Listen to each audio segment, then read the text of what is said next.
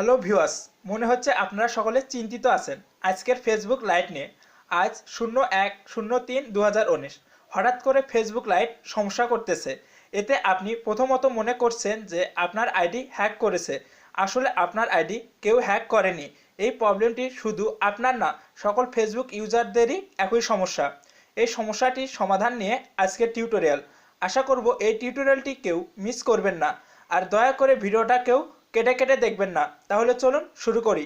বরাবরের মতোই আপনাদের সাথে আছি আমি মাহমুদুল হাসান বাদশা।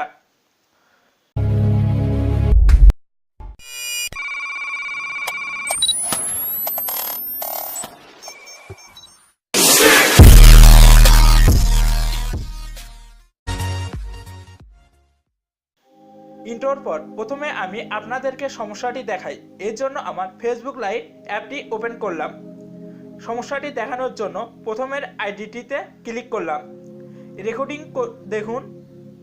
রেকর্ডিং করে দেখুন এখানে আপনার প্রোফাইল দেখা যাবে না, অথবা স্ক্রিনশট করে প্রমাণটি দেখতে পারেন।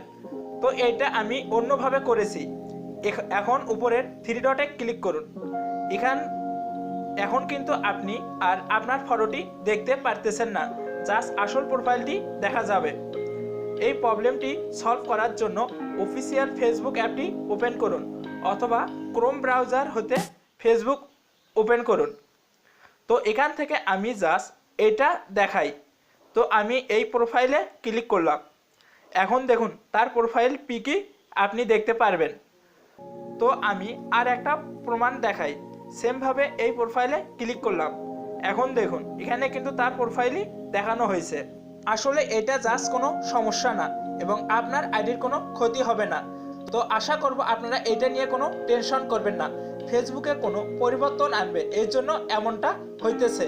আশা করব আপনারা ভিডিওটি দেখে বুঝতে পারছেন।